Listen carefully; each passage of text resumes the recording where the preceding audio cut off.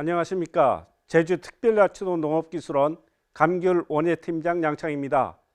이번 시간에는 올해 2023년도 감귤의 수확을 한 후에 어떻게 관리할 것인가에 대해서 집중적으로 교육을 하도록 하겠습니다. 망감류는 기본적으로 12월부터 수확이 됩니다. 추운 때에 수확이 되는 건데 12월 달에 황금량을 시작으로 해서 1월 달에 레리양, 2월 달에 한라봉, 3월 달에 천혜향 요 순으로 수확을 하게 됩니다.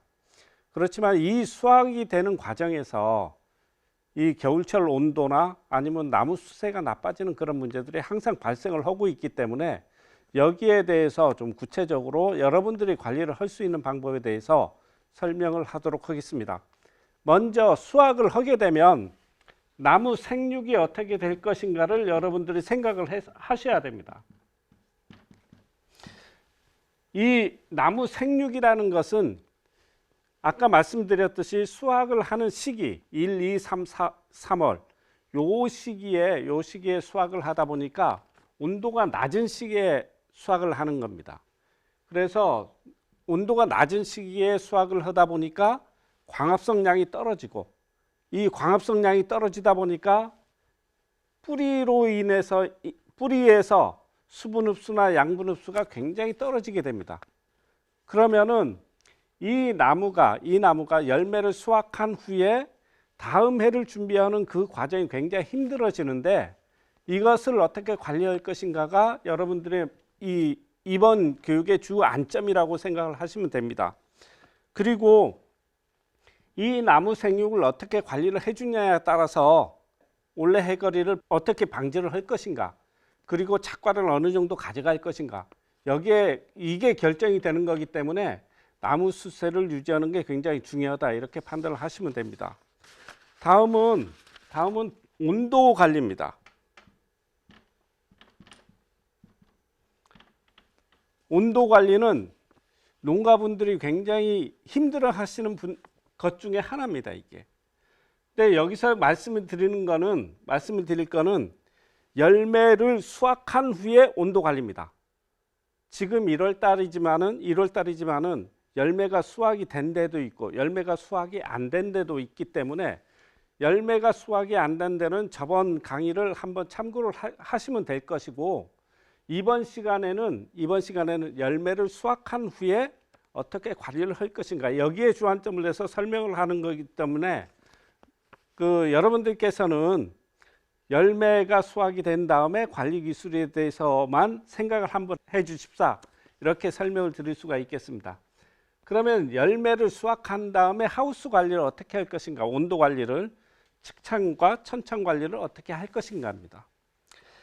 이 상태에서는 우리가 어떤 분들을 보게 되면 열매가 수확이 된 다음에도 그 하우스에 열풍기를 계속 틀어서 보온을 하시는 분들도 있긴 있습니다.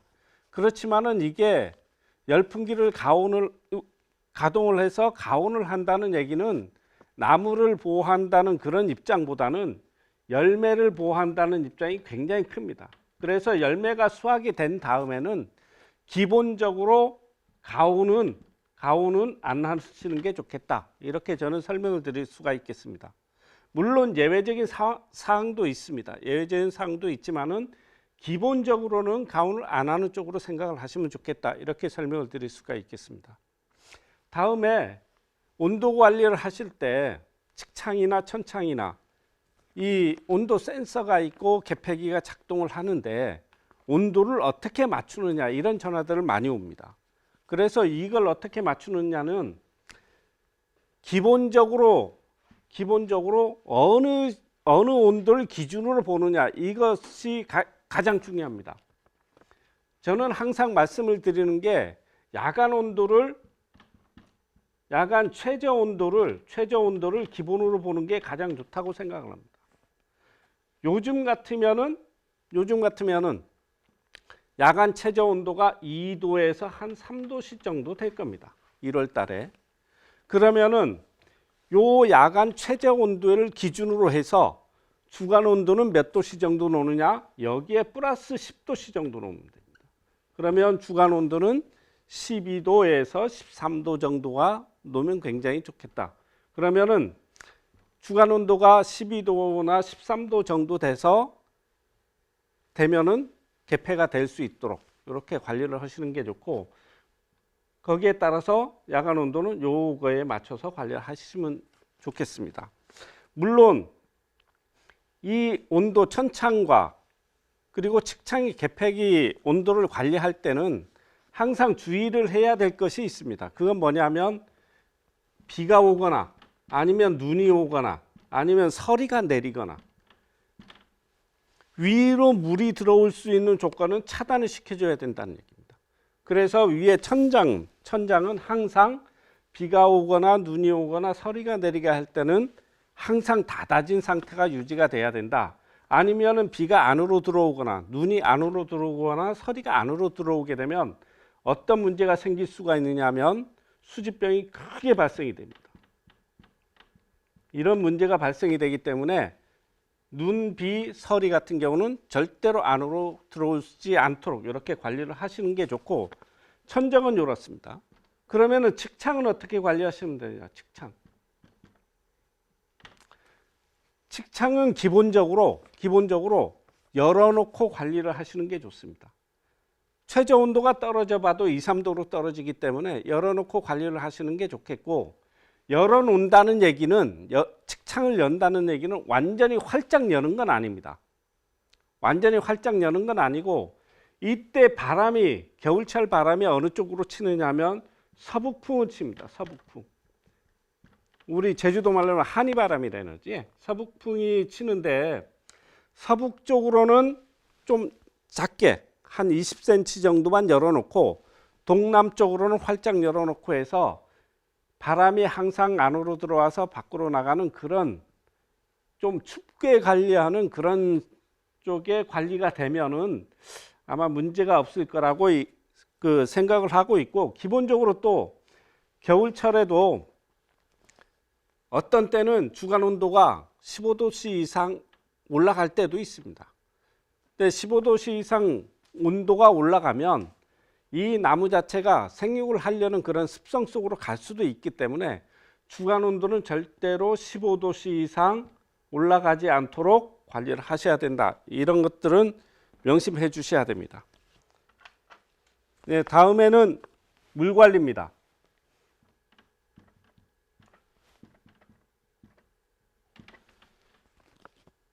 일단은 감귤을 수확을 한 다음에는 나무 수세가 굉장히 약해져 있습니다.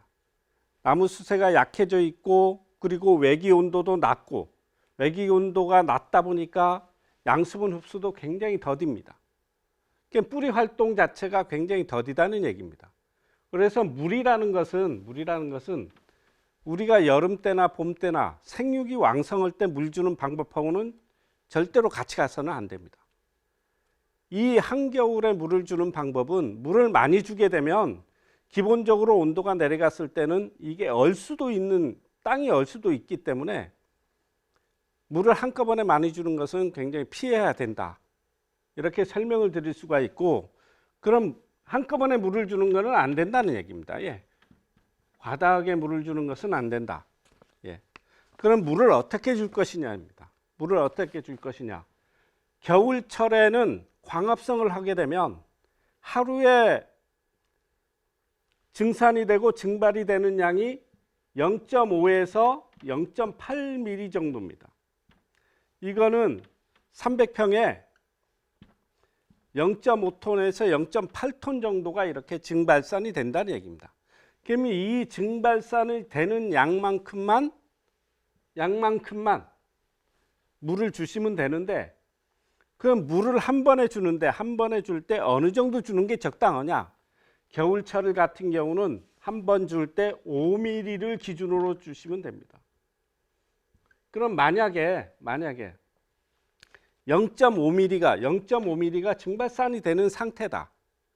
그러면은 10일에 한 번 5mm, 5톤 정도의 물을 주시는 거고, 그리고 0.8mm가 정도 증발산이 되는 그런 상태다. 그러면은 이거는 한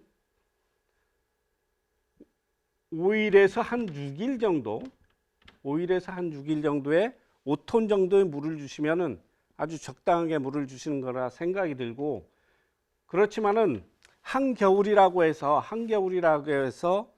이게 열매가 없다고 해서 물을 안 주시면 또 안 됩니다.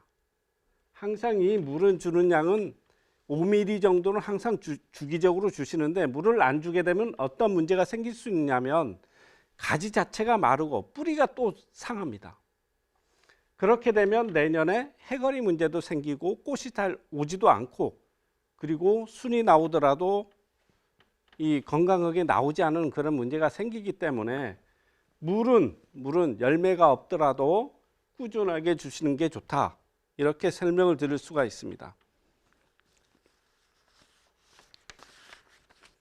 지금 물 주는 거에 대해서 제가 설명을 드렸는데, 지금까지 우리가 물을 주는 방법은 하우스 내 스프링클러를 이용해서 물을 주고 있습니다. 근데 이 스프링클러를 이용해서 물을 주면 어떤 문제가 생길 수가 있냐면, 이게 물이 이렇게 그 나무가 이렇게 있으면 스프링클러가 있어서 물이 이렇게 나무 가지에 튈 수밖에 없습니다. 그럼 이 나무 가지에 스프링클러 물이 튀게 되면 만약에 그냥 온도가 높은 상태에서는 괜찮을 수 있습니다.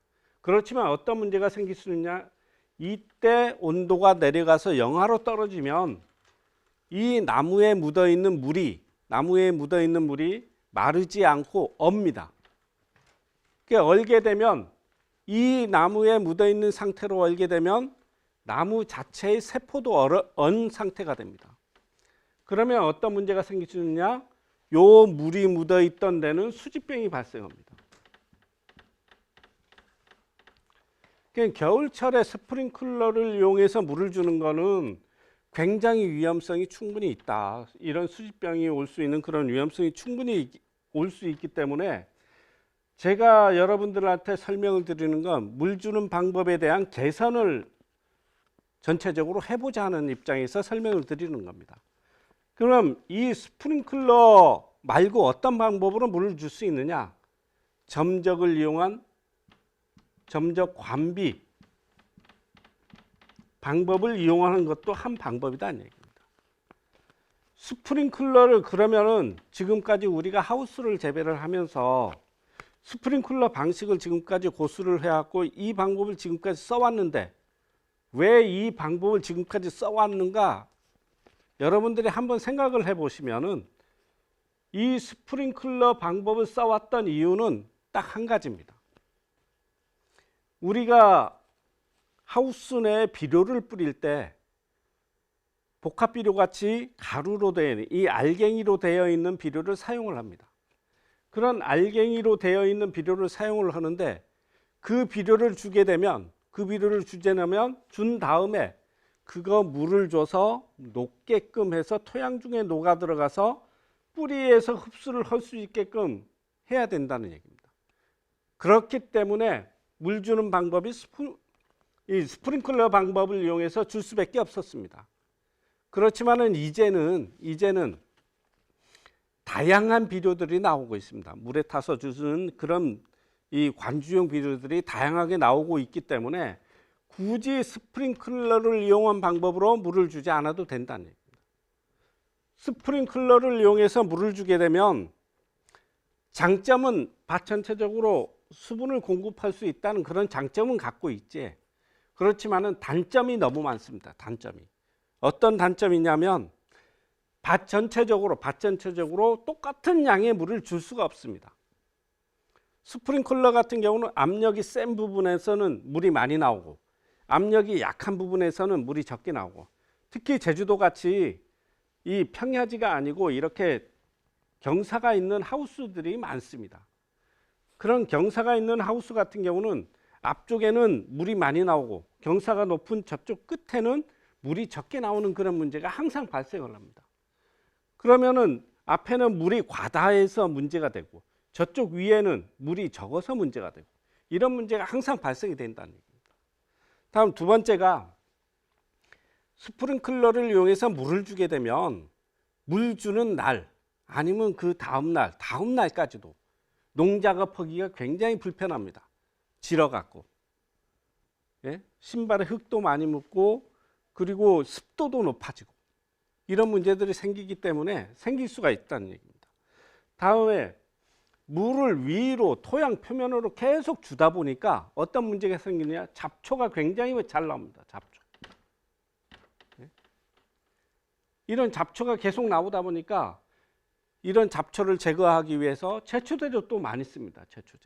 제초제를 쓰다 보면 잘 쓰는 농가도 있지만은 잘못 써서 피해 나오는 농가들도 굉장히 많다는 얘기입니다. 이런 잡초의 문제가 항상 나오고 있다. 그리고 스프링클러를 이용하는데 제주도의 농작물에 주는 물은 99%가 대부분 어디냐? 지하수를 이용합니다. 지하수를 이용하는데 제주도의 물은 지하수가 생명수입니다. 근데 너무 많은 물을 뽑아서 사용을 하게 되면 지하수 고갈 문제도 항상 나올 수 있다. 이런 문제들이 이 스프링클러를 줬을 때 나타날 수 있는 문제들이다. 이렇게 설명을 드릴 수가 있겠습니다. 그러면은 이런 스프링클러 하는 방법을 이런 점적 관비로 했을 때 어떤 효과적인 방법 그리고 장점이 어떤 것이 있고 어느 정도의 그 장점을 갖고 있는지 여기에 대해서 간단하게 설명을 드리겠습니다. 자, 점적 관비 방법입니다. 점적 관비 방법인데 요 점적 관비 방법은 2년 동안 제주농업기술센터에서 자체적으로 점적 관비에 대한 시험을 해서 굉장히 장점이 우수하게 나왔기 때문에 저희들이 2023년도에는 시범 사업으로 1차적으로는 들어가고 있고, 그리고 장기적으로도 감귤 재배에서는 물량도 줄일 수 있고 비료량도 줄일 수 있는 점적 관비 쪽으로 앞으로 사업을 확대할 예정으로 있기 때문에 여러분들도 한번 잘 생각을 해보시고 물 주는 방법만 개선해도 품질이나 아니면 이 비용을 크게 줄일 수 있는 부분이기 때문에 한번 생각을 해보실 필요가 있다. 그러니까 장점을 먼저 설명을 드리겠습니다. 장점은 첫 번째가 밭 전체적으로 똑같은 물량을 보낼 수가 있습니다. 그리고 물을 한 번 줄 때 많은 면적을 줄 수가 있습니다. 그게 무슨 얘기냐면 이 점적이라는 것은 압력 보상형 노즐을 사용합니다. 그러면은 앞에 나오는 물의 양이나 제일 끝에 나오는 물의 양이나 똑같이 나온다는 얘기입니다. 그래서 이 아무리 밭이 조금 경사가 지고 그러더라도 똑같은 물량이 나오기 때문에 어떤 쪽에 물이 적어진다, 많아진다 이런 문제가 해결이 된다 이 얘기입니다. 다음 두 번째가 아까 스프링클러 방식에서는 농작업을 물을 줄 때 아니면 2, 3일 동안도 농작업을 못하는 그런 경우가 있지만은 이 점적 관비를 사용을 하게 되면 물을 주면서도 농작업을 할 수가 있습니다. 농작업하기가 쉬워진다. 다음 세 번째가 점적 관비를 하면은 잡초가 발생하지 않습니다. 이거는 제초제 사용을 안 해도 된다는 얘기입니다.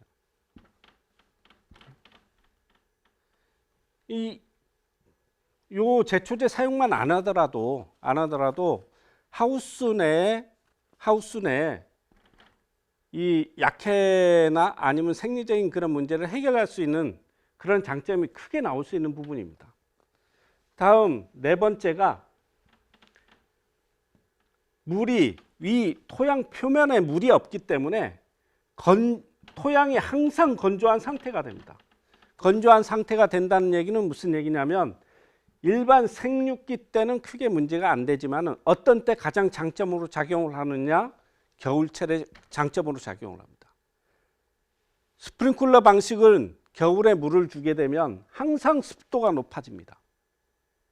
항상 습도가 높아져서 이게 습도가 높아지면 스프링클러 방식의 습도가 높아지면 어떤 병이 올 수 있냐? 수부증이 옵니다. 썩어서 떨어지는 그런 것들이 오고, 그리고 이 열매나 이런 데 이슬이 맺힙니다. 이슬이 맺히면 과피가 상하는 과피 이상 증상이나 이런 것들이 올 수 있기 때문에 이런 증상은 건조를 하게 되면 이런 수부증이나 과피 이상이 오는 그런 문제를 해결할 수 있다. 수부증을 해결할 수 있습니다. 네. 다음으로는 5번째는 물 주는 양. 물 주는 양을 30% 정도 줄일 수 있습니다. 일반적으로 스프링클러 방식을 사용을 하게 되면 토양 중에 물이 뿌려지기 때문에 이게 햇빛에 의해서 빨리 증발이 됩니다. 그럼 물이 빨리 없어지기 때문에 물 주는 양이 평소보다 많아질 수밖에 없습니다. 그렇지만은 점적관비를 사용을 하게 되면 물이 표면에 있는 게 아니고 지하로 바로 들어가기 때문에 물 주는 양을 30% 줄일 수가 있습니다. 다음에 6번째로 물을 줄 때 비료를 같이 줄 수 있습니다. 비료를 같이 주지만은 이 비료 주는 양도 50% 정도는 절감을 할 수 있습니다. 우리가 비료를 줄 때 우리 복합 비료 같이 알갱이로 되어 있는 비료를 토양 표면에 뿌리게 되면 이걸 물을 줘서 녹여서 식물이 흡수할 수 있게끔 이렇게 하는데, 이 토양 표면에 뿌려서 식물이 흡수할 수 있게끔 하는 그런 작용을 하는데 비료 흡수율이 어느 정도 되느냐? 40% 정도밖에 안 됩니다. 그렇지만은 이 비료를 물에다 녹여서 토양에 줬을 때는 어느 정도 비료 흡수율이 이루어지느냐? 70%까지 이루어집니다. 이걸 봤을 때는 비료 효율적인 면으로 봤을 때도 비료는 한 50% 정도는 충분히 절감시킬 수 있는 기술이다. 이렇게 설명을 드릴 수가 있습니다. 그래서 이 여러분들 지금 사용하고 있는 이 스프링클러 방식을 점적관비 방식으로, 요거는 뭐 큰 기술 들이지 않고 뭐 자재만 사다가 여러분 스스로 이렇게 바꿔도 되는 거기 때문에 이런 점적관비로 바꾸는 것도 여러분들은 한번 생각해 볼 필요가 있다. 이렇게 설명을 드릴 수가 있겠습니다. 예, 다음에 설명드릴 거는 아무래도 동해 문제를 여러분들이 많이 궁금해 하실 겁니다. 동해라는 것은 얼어서 피해가 발생한다는 뜻이거든요. 그런데 이거와 비슷한 용어들이 있습니다. 상해, 요거는 서리 피해입니다. 서리 피해. 냉해라고도 여러분들 들어가 봤을 겁니다. 동해, 상해, 냉해. 요게 온도가 낮아서 생기는 그런 피해들입니다. 근데 이 세 가지가 전혀 다른 피해를 나타냅니다. 동해라는 것은 얼어서 나오는 피해다. 얼어서 나오는 피해라는 얘기는 온도 자체가 영하로 떨어져서 극저온 하에서 나오는, 그러면은 나무에 있는 세포가 얼어서 세포가 죽으면서 나오는 그런 문제들이기 때문에 요거는 언제 나오는 거냐? 동해는 한겨울에 나오겠지. 한겨울에 나옵니다. 이게 나오는 시기를 보게 되면 이거는 뭐 한 1월부터 한 2월 정도에 아마 나오겠죠. 굉장히 추울 때 나올 겁니다. 상해, 요거는 서리 피해입니다. 서리 피해. 서리 피해는 언제 나오느냐? 요거는 가장 피해가 크게 나오는 시기가 그 새순이 발화하는 시기. 그러면은 한 3월 중순부터 해서 한 4월 달 요 정도 시기에 나올 볼 수 있어요. 서리가 내리는 겁니다. 물론 겨울에도 서리가 내리겠지. 겨울에도 서리가 내리지만은 이 겨울철에는 나무 자체가 휴명기에 들어가기 때문에 요 서리 갖고 피해가 나오지는 않습니다. 그렇지만 요 서리 피해는 새순이 발화되는 시기 3월 중하순부터 4월까지 이때는 피해가 크게 나옵니다. 그럼 요 두 가지에 대해서 농가 여러분들께서는 요 두 가지를 잘 이해를 못하십니다. 그래서 이 두 가지에 대해서 이 피해 대책 해결할 수 있는 방법도 다르기 때문에 여러분들께서는 상해에 대한 서리에 대한 대책, 동해에 대한 대책을 구분해서 알 필요가 있다. 이렇게 설명을 드릴 수가 있습니다. 그럼 요 냉해는 뭐냐? 냉해. 요 냉해는 언제 나오는 거냐면 이거는 여름철에 나오는 겁니다. 제주도 같은 경우는 잘 안 나오는데 어디에 많이 나오느냐면 동해안 쪽에 많이 나옵니다. 동해안 쪽에는 이 지형적인 영향으로 인해서 거기에 만약에 여름 작물을 재배를 했다. 벼나 뭐 콩이나 이런 여름 작물을 재배하면 이게 온도가 높아야 이게 이 만약에 벼라면 벼 이삭이 잘 맺히고 잘 익을 건데 온도가 낮 온도가 너무 온도가 높지 않고 낮은 상태로 이어지게 되면 어떤 문제가 생길 수 있냐? 벼에 이삭이 생기질 않습니다.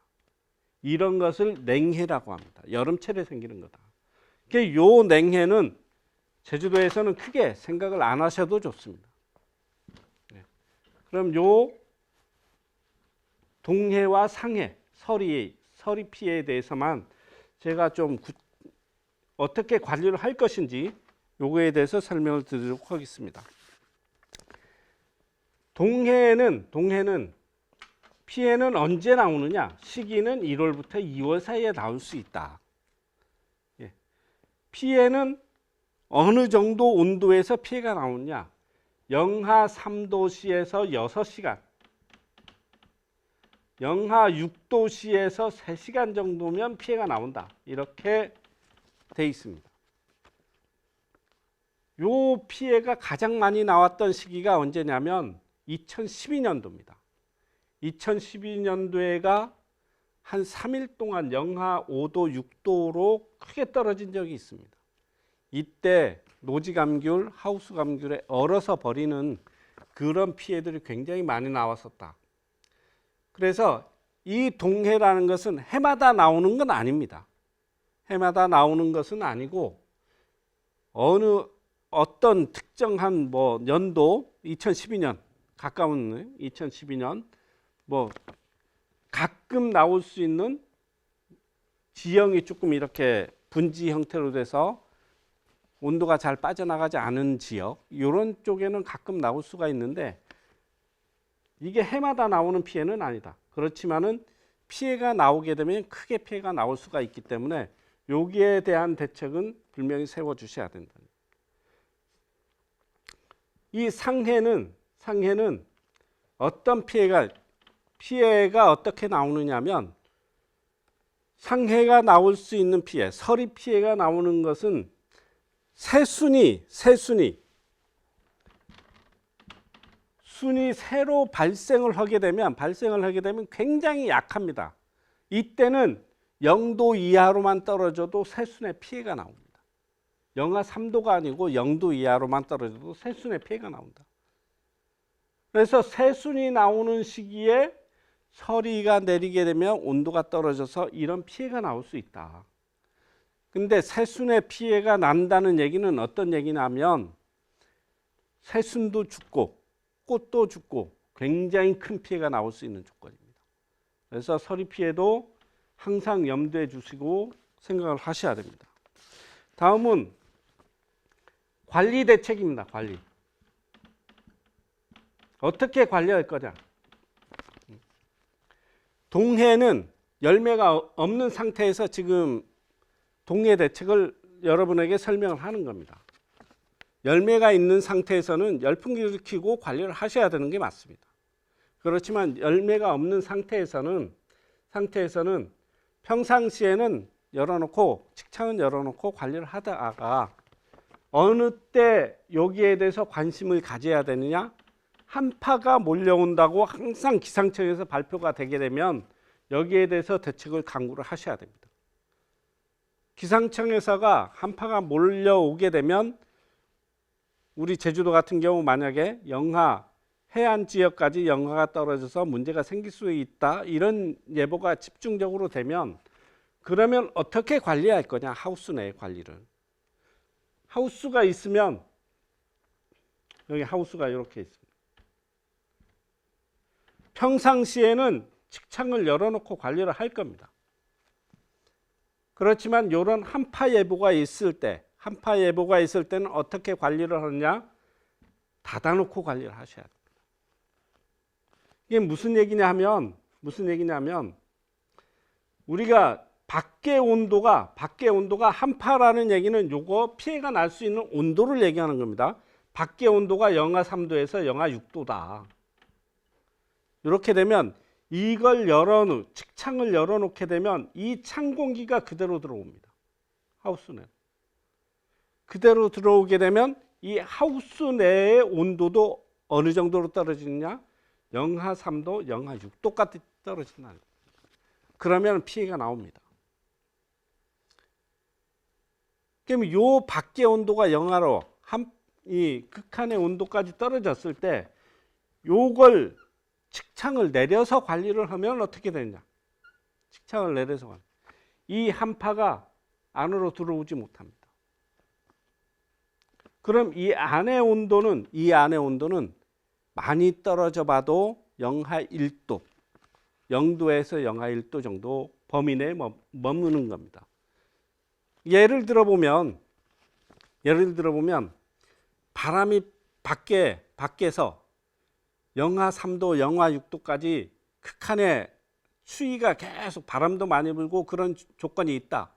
근데 그걸 피해서 바람이 막아져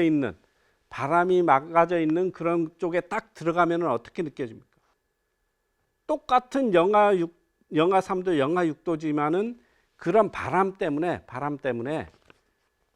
바람을 막아주기만 하는 것만으로도 온도가 만약에 집에 보일러가 없는 상태지만은 밖에보다는 따뜻하게 느껴지는 것과 같이 똑같은 효과를 볼 수 있다는 얘기입니다. 그래서 밖에 바람이 많이 불 때, 바람이 초속 1m일 때마다 체감 온도는 1도씨씩 떨어진다고 얘기를 합니다. 그래서 만약에 영하 3도씨일 때 밖의 온도가 초속 5m, 6m 불면 체감 온도는 영하 10도까지 아마 떨어진다는 얘기입니다. 이런 거기 때문에 이런 한파 경보가 왔을 때는 직창을 닫아놓고 천창도 닫아놓고 관리를 하시는 게 좋다. 물론 열풍기가 있으면 0도 정도 맞춰져서 가동을 시켜주는 것도 좋고, 만약에 열풍기가 없을 때는 이 안에다 집에서 쓰는 전기 난방 기구나 아니면은 집에서 썼던 석유 난로나 촛불 이런 것들로 임시 방편으로 해도 크게 효과를 볼 수 있는 부분이다. 이렇게 설명을 드릴 수가 있습니다. 이게 동해된 대책이라고 설명을 드릴 수가 있고, 그럼 상해, 서리 피해는 어떻게 대책을 하느냐? 서리 피해.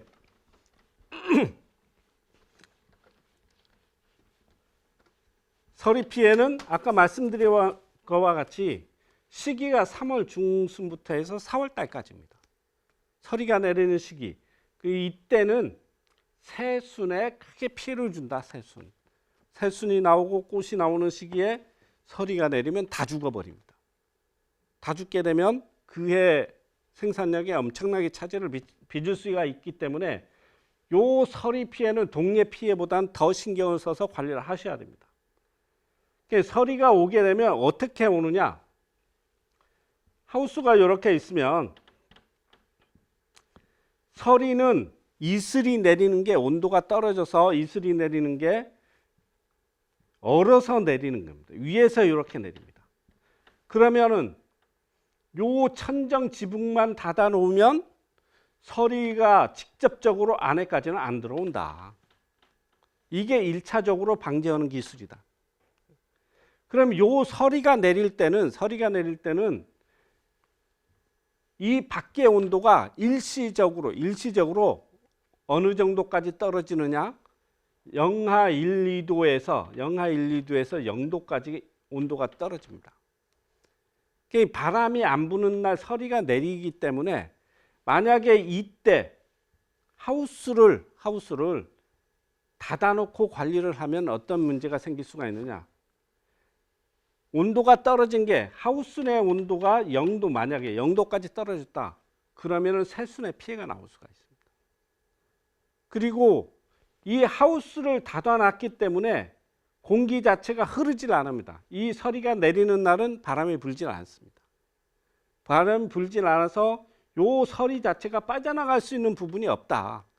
그래서 서리가 내리는 시기, 요 시기에는 식창은 반드시 올려놓고 관리를 해야 요때 차가워진 공기 자체가 밖으로 빠져나갈 수 있게 이렇게 하셔야 된다는 얘기입니다. 그러면은 요 동해가 발생하는 시기에는 닫아놓고 관리를 하시는 게 좋고, 서리 피해가 발생하는 시기에는 열어놓고 관리를 하시는 게 좋다. 이렇게 설명을 드릴 수가 있겠습니다. 다음에 설명을 드릴 거는 전정에 대해서 설명을 좀 간략하게 드리도록 하겠습니다. 제가 생각하는 전정에 앞으로 어떤 식으로 전정이 가야 된다. 여기에 대해서 간략하게 설명을 드릴 건데, 물론 기회가 된다면 전정 교육을 제가 할 수도 있기 때문에 그때 가서는 구체적으로 전정에 대한 어떤 식으로 전정을 할 건지 이 밭에 가서 실습을 하면서 이렇게 하는 방법 쪽으로 하고, 여기서는 앞으로 전정이 어떤 식으로 가야 될 건지 이쪽 부분에 대해서만 간략하게 설명을 드리도록 하겠습니다.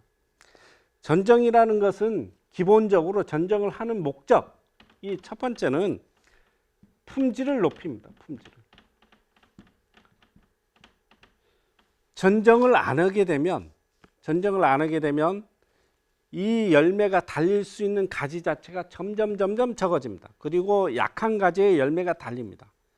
약한 가지에 열매가 달린다는 것은 만들어진 양분이 약하기 때문에 열매에 가는 것도 적어지고, 이파리를 통해서 만들어진 이 탄수화물 자체도 가지가 약하기 때문에 당도가 잘 오르지도 않습니다.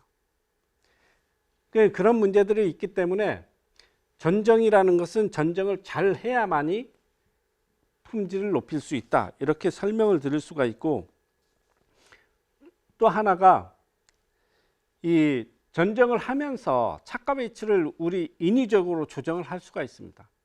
착과 자체를 위에 달리는 부분을 좀 자제를 하고 밑에 쪽에 열매가 달릴 수 있게끔 이렇게 조절을 할 수 있는 부분이기 때문에 이렇게 밑에 쪽에 열매가 달려야만이 품질이 좋은 열매를 생산을 할 수가 있습니다.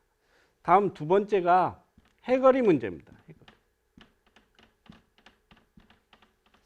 농가분들이 생각하는 건 올해 달리고 내년 달리고, 전정 안 하면은 올해 달렸어도 내년에 달릴 수 있는 부분이 충분히 있습니다. 전정을 안 하면. 그럼 전정을 올해 한 번 안 했어. 그러면 내년에는 어떻게 할 것인가? 이 부분에 대해서는 농가분들이 생각을 별로 못 하시는 것 같아요. 전정을 한 번, 1회 정도 안 하면은 이게 다음에 가서 문제가 될 수 있는 부분이 한 30%라고 치면, 전정을 2년 동안 안 했다. 문제가 될 수 있는 부분이 한 70%까지 높아집니다. 이게 무슨 얘기냐면, 단지 열매를 많이 달리기 위해서 전정을 너무 작게 하거나 세수는 받는 걸 너무 적게 하면, 내년에 달릴 가지를 너무 적게 받으면 이런 문제가 누적이 되면 그 나무 자체는 크게 문제가 될 수가 있다. 그래서 해거리 문제를 해결하는 것도 전정의 한 방법이기 때문에 전정을 좀 정확하게 할 필요가 있다. 전정을 잘 모르면 기본적으로 교육도 잘 받으시고, 그리고 사람을 빌어서 전쟁을 하다 보면 어떤 문제가 생기느냐, 좀 세밀 전쟁이 약해집니다. 세밀 전쟁이 약해지면 약한 가지들이 많이 남아 있기 때문에 그 약한 가지를 자르는 전쟁을, 두불 전쟁을 여러분들이 하셔야 된다는 얘기입니다. 그렇게 해야 전쟁이 마무리되는 거기 때문에 해거리를 근본적으로 방지하기 위해서는 전쟁을 잘 하시는 게 좋다. 이렇게 설명을 드릴 수가 있겠습니다. 다음 세 번째 목적이 일손을 절감합니다. 이게 가장 앞으로 가야 할 방향이 이쪽에 있지 않은가 저는 생각을 하고 있습니다.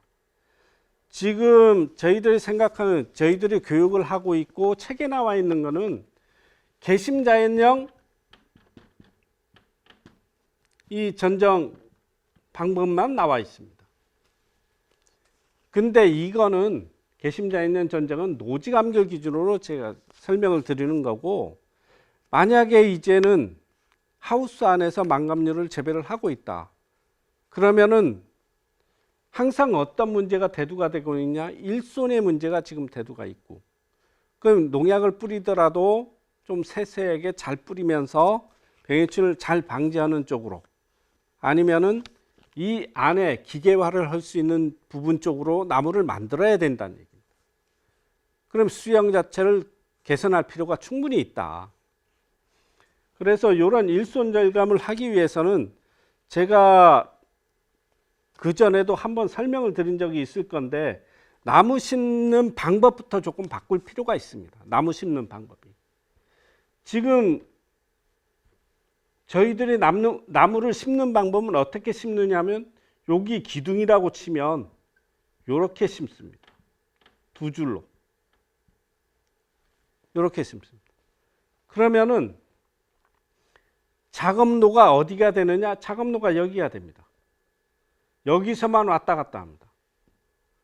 그러면 이쪽의 나무와 이쪽의 나무 관리는 어떻게 해야 될 거냐? 기둥 때문에 들어가지는 못합니다. 약도 잘 안 돼요.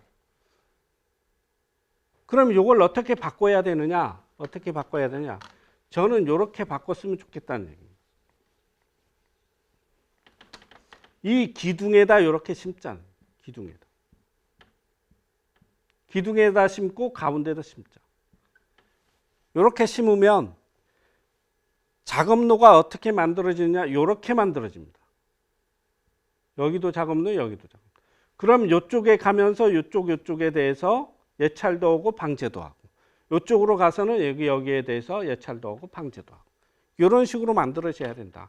물론 이렇게 되면은 어떤 문제가 다시 생길 수가 있느냐? 요 나무와 나무 사이 간격이 좁아질 수 있다. 그래서 요 나무와 나무 사이 간격을 좁아지는 문제를 해결하기 위해서는 여기에 맞는 전정이 필요하다는 얘기입니다. 전정이. 그래서 하우스 내에서는 개심자연령 수영이 아니고, 지금 사과 같은 데서 많이 지금 적용이 되고 있는 다축 전정이나 이런 쪽에 다축 재배 쪽으로 한번 생각을 할 필요가 있다. 만약에 여기에 대해서도 기둥에다 나무를 심으면 어떤 장점 또 볼 수가 있느냐? 여기에 기계화를 할 수 있습니다. 약 뿌리는 거 이렇게 다니면서 뿌리면 양쪽으로 방제를 할 수 있기 때문에 이런 장점도 충분히 작용을 할 수가 있다. 여기에 대해서는 여러분들이나 저희 농업기술원에서 이쪽 전정 수영을 어떻게 갖고 갈 것인가는 조금 깊게 고민을 해야 되지 않을까, 이렇게 생각을 하고 있습니다.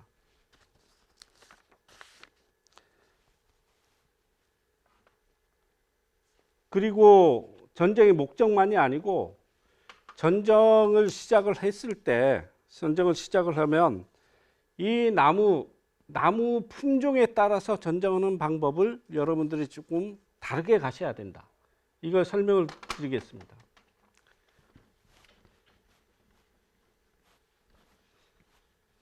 지금 품종별로 뭐 다 재배하시는 분들도 있지만은 그렇지 않은 분이 아마 대다수일 겁니다. 그럼 품종별로 나무 형태, 나무 수형을 어떻게 가져가는 게 가장 좋으냐? 이건 그 나무의, 그 품종의 나무의 이 특성을 이해할 필요가 충분히 있습니다.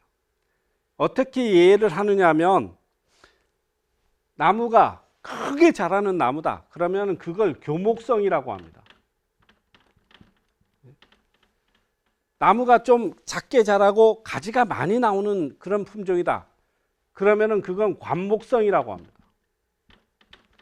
요 두 가지를 구분을 해서 봐야 되는데, 요 두 가지를 같이 놓게 보게 되면 나무가 되질 않습니다. 거의 반대로 나무 전정이 이루어져야 되는 겁니다. 교목성이라는 나무는 나무가 크게 자라는 그런 특성을 갖고 있습니다. 그래서 이런 나무 같은 경우는 밀식해서 재배해서 나무를 많이 자르게 되면 100% 해거리를 시작합니다. 그리고 품질도 좋아지지 않습니다. 해거리도 높아집니다. 이런 교목성인 나무 같은 경우는 나무를 크게 키워줄 필요가 충분히 있다. 크게 키워서 거기에 많은 수량을 달리게끔 하는 게 이 교목성을 갖고 있는 나무의 특징이라는 얘기입니다.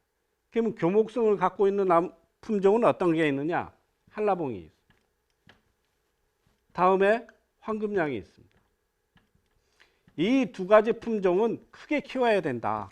지금 심는 것 같이 3m, 3m 하는 것보다는 하우스 안에 한 줄만 재배한다든가 그렇게 해서 유인을 해서 크게 키워서 수량을 확보하고 이 나무 자체에 생력화를 시키는 게 착과 위치를 낮게 가져갈 필요가 충분히 있다. 이런 식으로 구분을 하셔야 됩니다. 반대로 관목성이라는 나무는, 관목성을 갖고 있는 나무는 나무 자체가 크질 않습니다. 열매가 달리기 시작하면 나무가 크지를 못해서 많이 달리게 되면 나무 수세가 너무 약해지고, 이런 나무는 나무를 크게 키워줘야 되는 나무들입니다. 그리고 이렇게 관목성 특성을 갖고 있는 나무들은 또 너무 넓게 재배를 하게 되면 수량성이 확보를 못합니다. 그래서 조금 밀식이 되더라도 나무 수형을 만들어가면서 가져가는 게 이 품종의 특성이라고 볼 수가 있다는 얘기입니다. 이 관목성 특성을 갖고 있는 품종은 어떤 게 있느냐? 레드양, 천혜양, 온주밀강 이런 게 있습니다. 요 나무 같은 경우는 관목성 특성을 갖고 있기 때문에 이런 나무는 전정이나 이런 것들을 강하게 해주지 않고 그냥 약한 전정만 갔을 때는 이 나무는 점점 약해질 수밖에 없다.